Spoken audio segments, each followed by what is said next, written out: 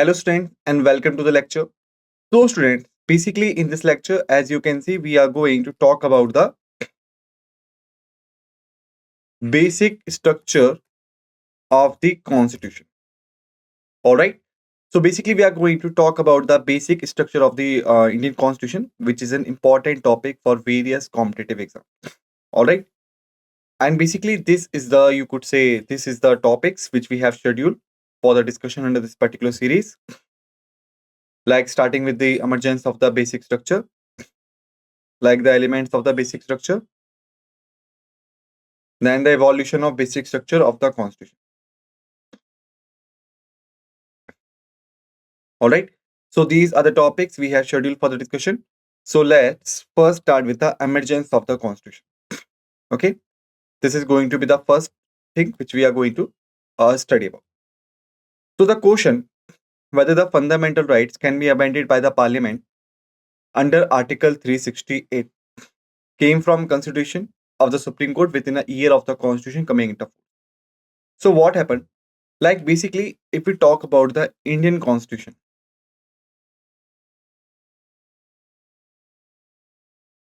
okay. So the Indian constitution provide the way for changing it or amending it. All right. It means that if the time demands, then we could easily make the changes and amendments in the constitution. And this is basically powered by the Article 368.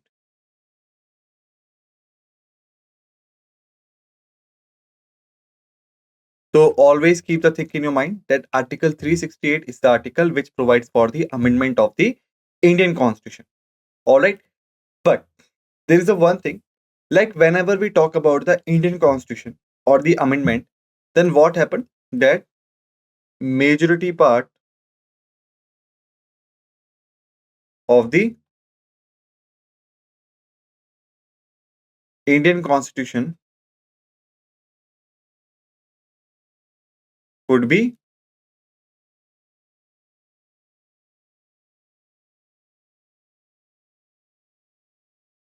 amended or changed. All right. So the majority part of the Indian constitution could be amended or changed. All right. But there is a one provision which restricts the amending power of the constitution. That is the basic structure.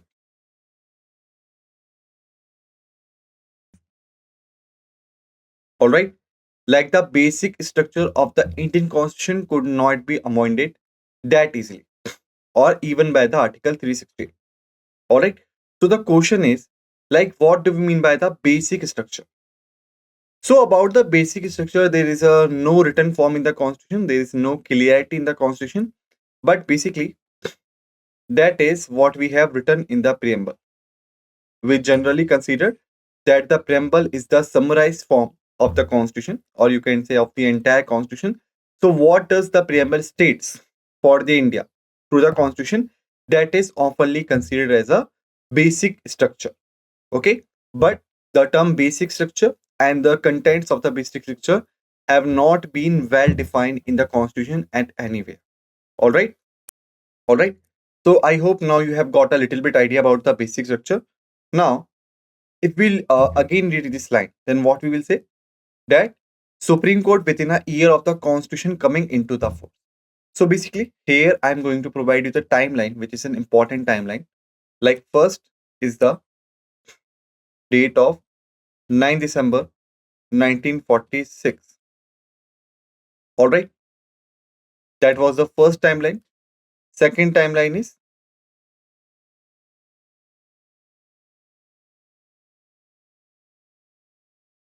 13 December 1946.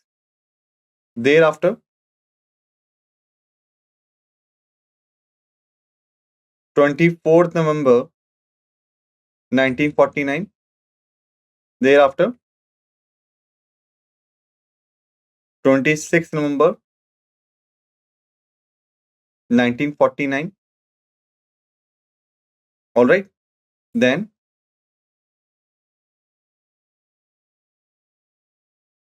24th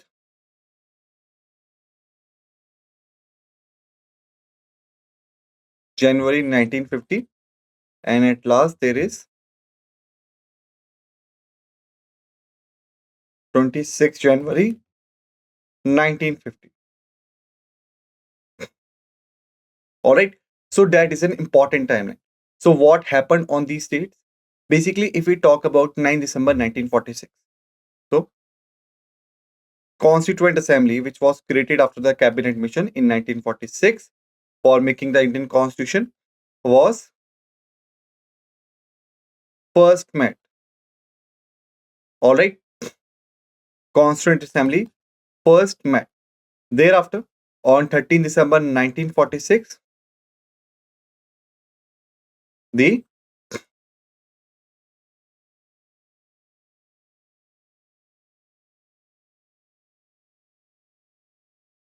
objectives and resolution was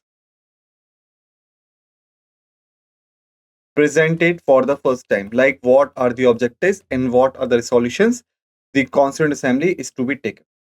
Thereafter, on 24th November 1949, what happened?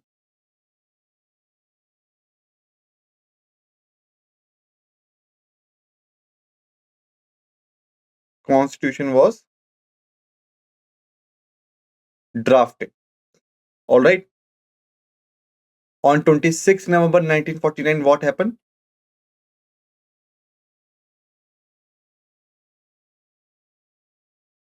Constitution was revised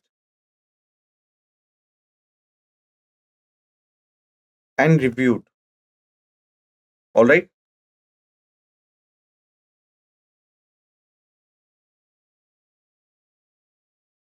Okay. And basically, on 24th January 1950, the Constitution was signed by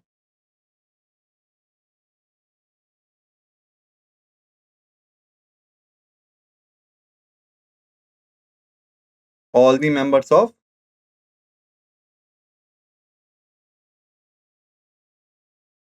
Constituent Assembly. Okay. And on 26th January 1950,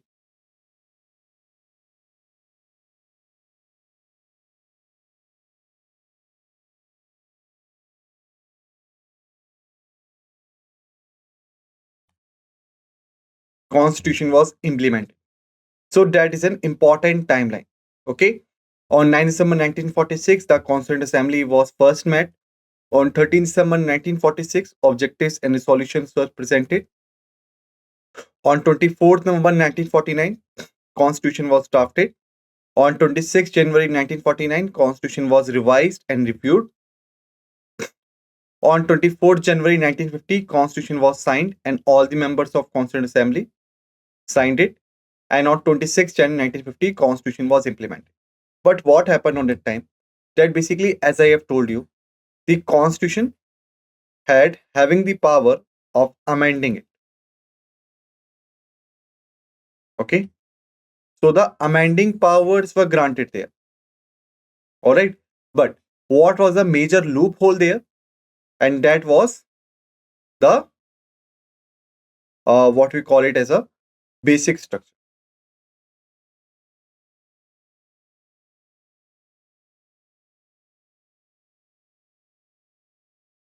Like, does the amending powers contain the right to change the basic structure? And as I have told you, there is no complete definition of the basic structure in the Constitution. So what happened? Within a year of the Constitution coming into the force, it means that in the 1951, basically what happened, the first question arises that whether the amending powers of Article 368 covers the fundamental rights or not. Okay. Why? Because always remember, the fundamental rights are qualified, not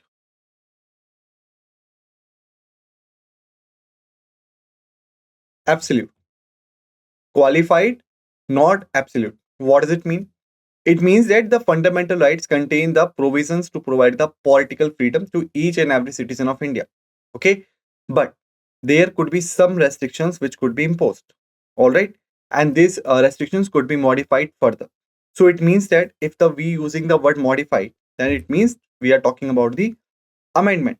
So if the Article 368 empowers the Parliament to amend the fundamental rights, so is it not like we are changing the basic structure of the Constitution? That is the main question. So what happened that in the Shankari Prasad case, 1951, the constitutional validity of the First Amendment Act, which was passed in the 1951, which curtailed the right to property, was challenged. Okay, so basically in India there are total six fundamental rights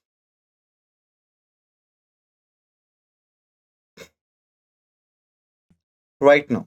Okay, and what are these six fundamental rights? Basically, if we talk about them, then right to equality.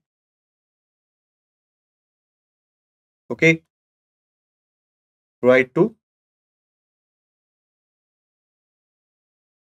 freedom.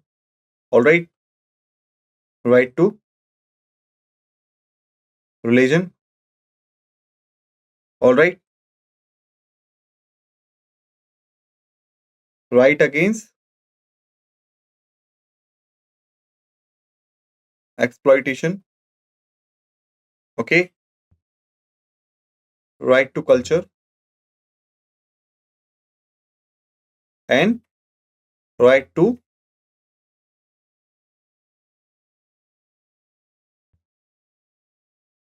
constitutional remedies. All right, but there was another right which was right to property. It means that if anyone wants to buy any property in country at anywhere, then he could buy it. But this right was, you could say, removed or repelled after the passing of 44th Amendment Act 1978. All right, but because we are talking about 1951 and the incident was happened in 1978, so we could know that that particular right was prevailing on that time. So what happened? In the First Amendment Act of 1951, the Parliament curtailed the right to property.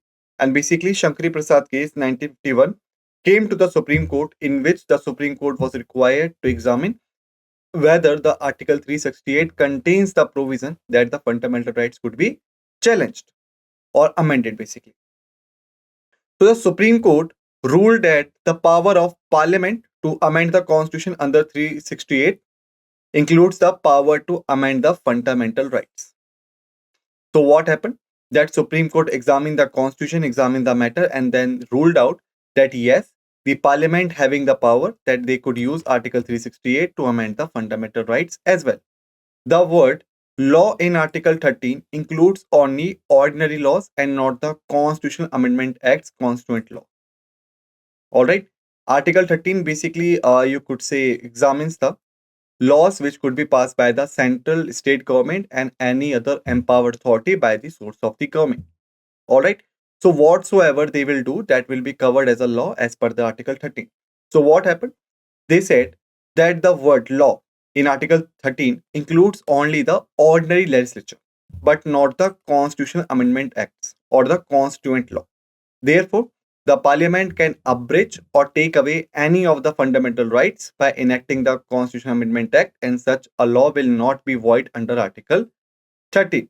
It means that if the government is amending the Constitution, then they could easily take away or enlarge any fundamental rights because these are the Constitutional Amendment Act and not a simple law.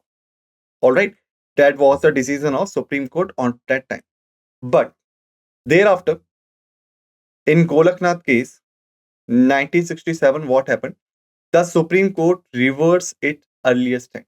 Like what decision they had passed in the case of 1951, they just reversed it. In that case, the constitutional validity of the 17th Amendment Act, which inserted certain state acts in the ninth schedule, was challenged. Okay. So first of all, we have to understand that what are the ninth schedule or what is the ninth schedule basically. So basically, remember the Indian Constitution provides the ninth schedule, which contains certain laws of center and states which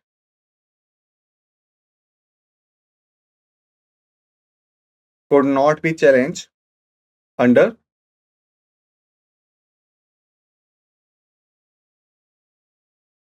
judicial review. Got it?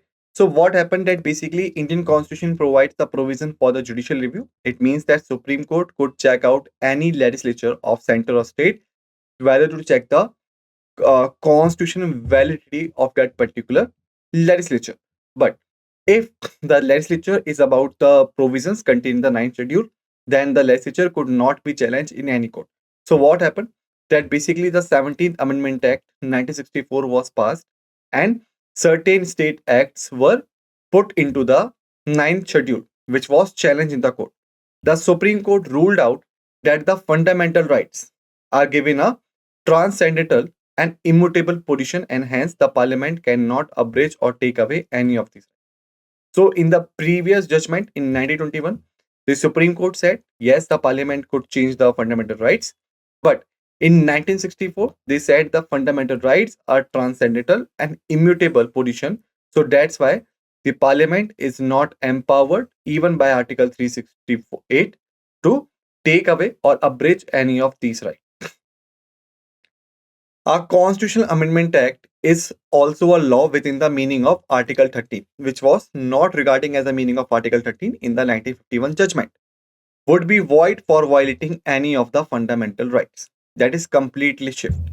The Parliament reacted to the Supreme Court's judgment in the Golaknath case 1967 by enacting the 24th Amendment Act 1971. Okay, so what happened? That after this, in 1964, the Parliament also reacted to the Supreme Court's judgment in the Golaknath case of 1967 when they amended the Article 13 and Article 368.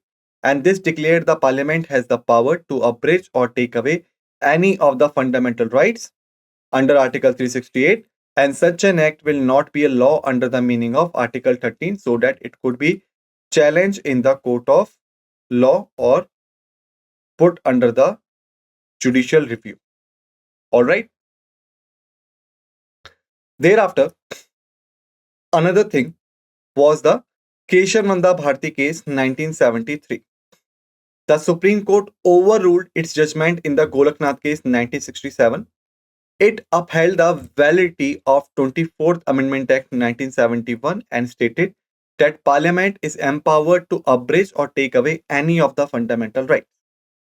At the same time, it laid down the new doctrine of basic structure or the basic features of the Constitution.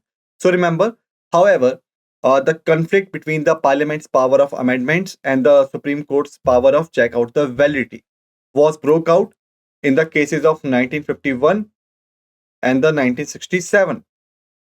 But remember, the term basic structure or the basic features of the Constitution was basically evolved in the Keshavananda Bharti case of 1973. Prior to this, there was no such kind of thing, there was no such kind of word existed in India. Okay, and it ruled out that the constituent power of the Parliament under Article 368 does not enable it to alter the basic structure of the Constitution. Okay, it means that the Parliament could amend the majority part of the Constitution, but not the basic structure. This means that Parliament cannot bridge or take away fundamental rights that forms a part of basic structure of the Constitution. Why? Because the fundamental rights provides the political freedom. All right, and this is the basic structure of the Constitution. So if the Parliament is trying to take away any fundamental rights, so basically they are doing it with the political freedom, and this could not be done. Why? Because that forms the part of basic structure of the Constitution. The doctrine of basic structure of the Constitution was reaffirmed and applied by the Supreme Court in the Indira Nehru Gandhi case 1975. Okay. In this case, Supreme Court invalidated a provision of a 39th Amendment Act 1975, which kept the election dispute involving the Prime Minister and the Speaker of Lok Sabha outside the jurisdiction of all courts. So what happened? Remember that the Supreme Court having the right to check out the disputes arising in the elections of Prime Minister and all. Okay. So basically what happened that there was a certain Amendment Act which was passed in the 1975 and named as the 39th Amendment Act. Basically in this act, the government or the parliament amended the constitution, and they said that any dispute which was happened regarding the elections of Prime Minister and the Speaker of Lok Sabha, this dispute could not be challenged in any of the court of India. It means that outside the jurisdiction of all courts. The court said that this provision was beyond the amending power of parliament as it affected the basic structure of the constitution. Why? Because that forms the part of judicial review, and judicial review is one of the basic structure of the constitution. All right. Again, the parliament reducted to this judicially innovated doctrine of basic structure. Why we are saying judicially innovated doctrine? Because in constitution, there is no word, there is nothing which defines the basic structure. Even there is no proper definition of the basic structure. Basically, it was, as I've told you, evolved by the judiciary in 1973, and basically in the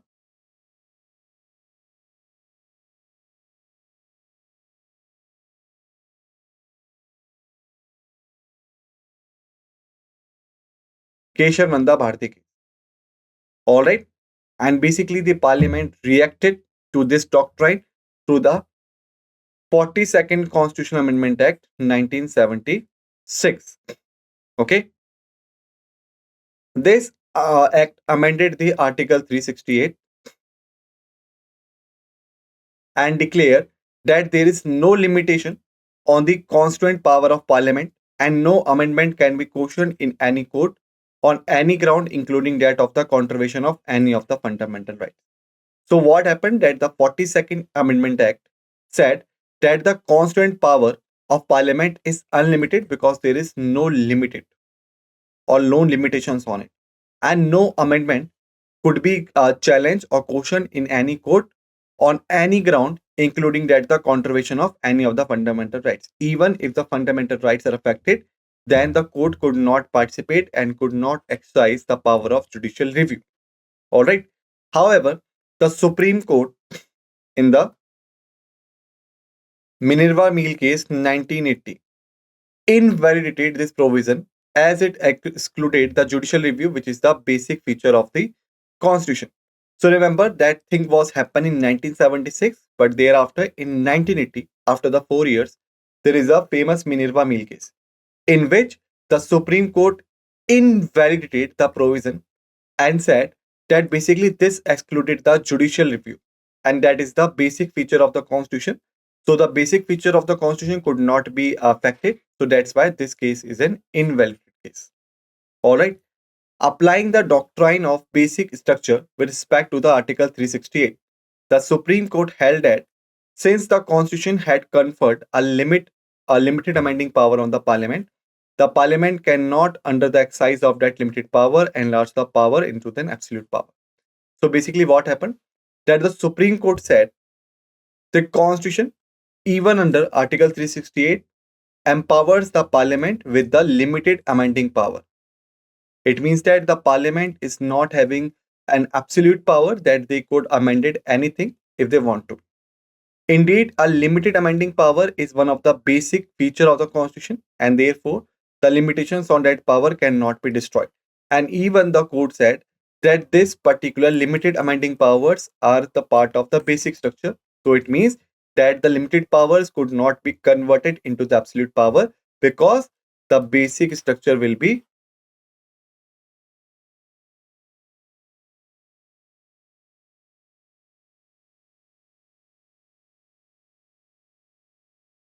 affected.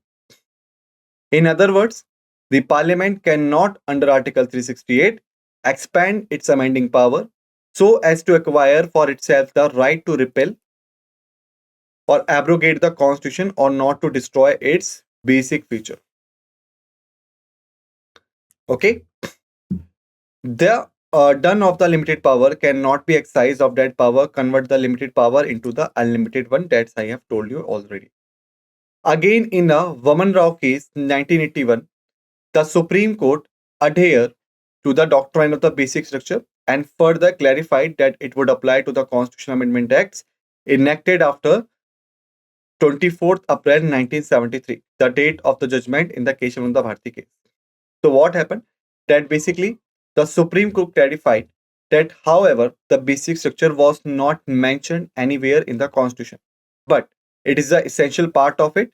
So basically, any Constitutional Amendment Act which will be enacted after the 24th April 1973, that is the date of judgment in the case of Keshavananda Bharti case. All these Constitutional Amendment Acts would be under the basic structure and judicial review. The present position is that the Parliament under Article 368 can amend any part of the Constitution, including the fundamental rights, but in an order that it will not affect the basic structure of the Constitution. It means the political freedom could only be amended in a restricted way, not in an absolute way. However, the Supreme Court is yet to define or clarify as to what constitutes the basic structure of the Constitution. All right, as I have told you, that there is no proper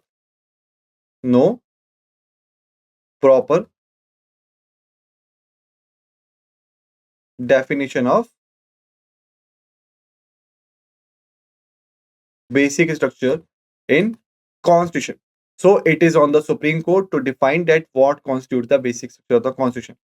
From various judgments, the following have emerged as a basic structure or the basic features of the Constitution or elements of the Constitution. Like the Constitution will be at supreme position. Sovereign, democratic, and republican nature of the Indian polity could not be challenged or not be changed. Secular character of the Constitution could not be changed, and the separation of powers between the legislature, the executive, and the judiciary could not be challenged and hampered. All right. Thereafter, the federal character of the Constitution, it means that there will be a two type of government, center government and the state government. The unity, integrity, and of the nation could not be challenged. The welfare state, it means that fundamental rights provides the political freedom, and the socio and economic justice and the freedom basically provides by the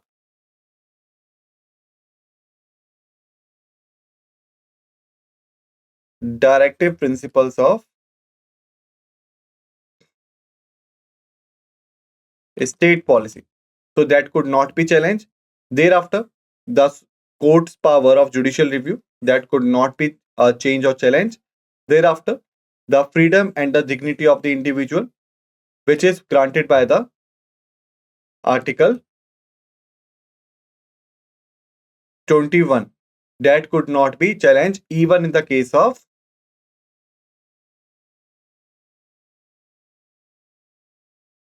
national emergency. So remember, in the case of national emergency, various fundamental rights will be abrogated and will be restricted except the Article 21 and Article 20. All right. Thereafter, parliamentary system could not be changed or challenged.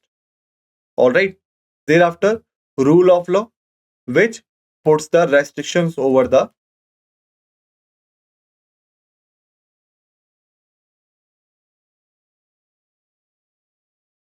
arbitrary powers of the government, that could not be hampered or challenged. The harmony and the balance between the fundamental rights and the directive principles, because one is provide the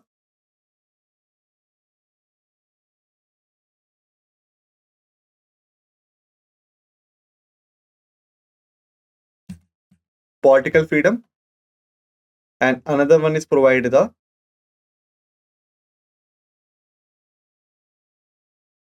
economic freedom and the social freedom. Thereafter, principle of equality, that could not be challenged. Free and the fair elections that could not be challenged and changed. And the independence of judiciary that could not be changed or challenged. All right. Thereafter, as we had seen, that the parliament having the limited power and that could not be converted into an absolute power. Effective access to justice could not be challenged. Principles or essence underlying the fundamental rights that could not be challenged. Powers of the court under Article 32, 136, 141, and 142 that could not be challenged. Powers of high courts under Article 226 and 227 that could not be challenged also. Okay, so these were the elements of the basic structure. Thereafter, evolution of the basic structure of the constitution. So first is the Keshavnanda Bharati case, famously known as the fundamental rights case, happened in the 1971, and that is the first case in which the term basic structure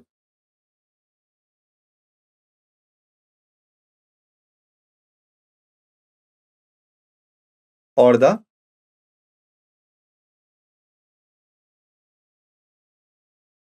basic feature was put through. Okay, so the supremacy of the constitution, separation of powers between the legislature, executive, and the judiciary, republic and the democratic form of government, secular character of the constitution, federal character of the constitution, sovereignty and unity of India, freedom and dignity of individual, mandate to build a welfare state, parliament system. These all are the elements which emerged in the Keshavnanda Bharati case 1973. Indira Nehru Gandhi case 1975, properly known as the election case. What happened? That the India as a sovereign democratic republic that was declared by the court, equality of status and opportunity of an individual, secularism and freedom of conscience and religion, government of laws and not of men, rule of law, judicial review, and the free and fair elections, which is implied in the democracy. That was challenged. Minerva Mill case 1980, limited power of parliament to amend the constitution, judicial review, harmony and balance between the fundamental rights and the directive principles. Okay. Thereafter, Central Coalfields Limited case 1980, effective access to justice that was ruled by the Supreme Court, and Bhim Singh Ji case 1981, welfare state or the socio-economic justice was came into the picture. SP Sampant Kumar 1987, rule of law, judicial review, rule of law, and the rule of law, judicial review was challenged. Then P Sambamurthy case 1907, rule of law and the judicial review was challenged. Delhi Judicial Service Association case 1991, powers of the Supreme Court under Article 32, 136, 141, and 142 was declared by the Supreme Court. Indira Sohni case 1992, popularly known as the Mandal case, rule of law was upheld. Kumar Padma Prasad case 1992, independence of judiciary was upheld. Kyoto Holohan case 1993, popularly known as the defection case. In this, free and fair elections and the sovereign democratic republic structure was upheld. Raghunath Rao case 1993, the principles of equality, unity and integrity of India was upheld. SR Bombay case 1994, federalism, secularism, democracy, unity and integrity of nation, social justice, judicial review that was upheld. Al Chandra case 1997, powers of the high courts under Article 226 and 227 was upheld. Thereafter, Indira Sawhney case 2000, principle of equality was upheld, and All India's Judge Association case 2002, independent judicial system was upheld. Thereafter, Kuldeep Nair case 2006, democracy, free and fair elections were upheld. M. Narajan case 2006, principle of equality was upheld. I.R. Coelho case 2007, popularly known as the 9th Schedule case, rule of law, separation of powers, principle or essence underlying the fundamental rights, judicial review, and the principle of equality was upheld. Thereafter, Ram Jethmalani case 2011, powers of Supreme Court under Article 32 was upheld, and Namish Sharma case 2013, freedom and dignity of individual was upheld. And finally, in Madras Bar Association case 2014, judicial review and the powers of High Court under 226 and 227 was upheld. So, students, basically in this lecture, we had seen the basic structure of the Constitution. We have seen the elements, we have seen the evolution, and we have seen the entire story behind it. And even what do you mean by the basic structure? Okay. So, totally, we could say that we had finished the basic structure in that particular lecture. In the next lecture, we will start with another important topic.